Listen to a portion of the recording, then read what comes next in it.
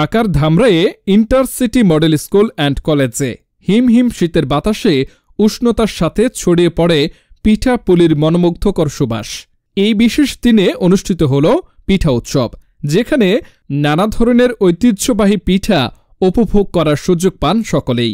উৎসবের প্রধান অতিথি হিসেবে উপস্থিত ছিলেন সাবেক ভারপ্রাপ্ত প্রধান শিক্ষক কুশুরা আব্বাস আলী উচ্চ বিদ্যালয়ের মোহাম্মদ তোফাজ্জল হোসেন, BSc B.Ed। তার উপস্থিতি অনুষ্ঠানটির গুরুত্ব আরও বাড়িয়ে। পিঠা অনুষ্ঠানটা একটা আসলে ছাত্রছাত্রী এবং অভিভাবকবৃন্দ এদের উৎসাহের জন্য এবং এটা বাংলার একটা ঐতিহ্য, সেই ঐতিহ্যকে রক্ষা করার জন্য আমরা স্কুল প্রতিষ্ঠানের পক্ষ থেকে এই পিঠার আয়োজন করে থাকি। এছাড়াও আরও উপস্থিত ছিলেন ইন্টারসিটি মডেল স্কুল অ্যান্ড কলেজের প্রতিষ্ঠাতা পরিচালক এবং আর্মি ইনস্টিটিউট অব বিজনেস অ্যাডমিনিস্ট্রেশনের কর্মকর্তা মোহাম্মদ সেলিম হোসেন। তাদের আন্তরিক উপস্থিতি ও সহযোগিতায় পিঠা উৎসবটি সফলভাবে আয়োজন করা সম্ভব হয়েছে।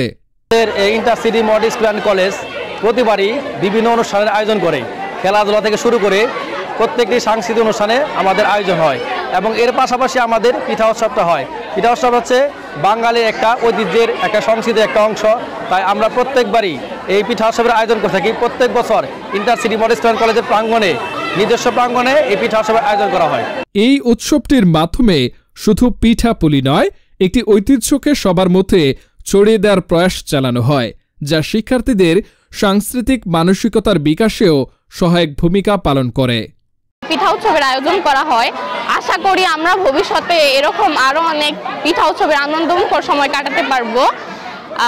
এখানে হচ্ছে চিতই পিঠা মরিচের ভর্তা দিয়ে, এটা পাটিসাপটা, এটা তেলের পিঠা, এবং এটা হচ্ছে চিতই পিঠার ভর্তা। পড়ালেখার পাশাপাশি যদি আমরা কিছু বিনোদনের ব্যবস্থা করে থাকি, এবং পিঠা উৎসব হচ্ছে আমাদের বাঙালিদের একটা ঐতিহ্য, এটা যদি আমরা মাঝে মাঝে প্রত্যেক বছর আমরা এটা সাধারণত করে থাকি, তো এটা যদি আমরা রেগুলার করে থাকি, আমার মনে হয় এটা পড়ালেখার পাশাপাশি মানসিক বিকাশেও অনেক ভূমিকা রাখে।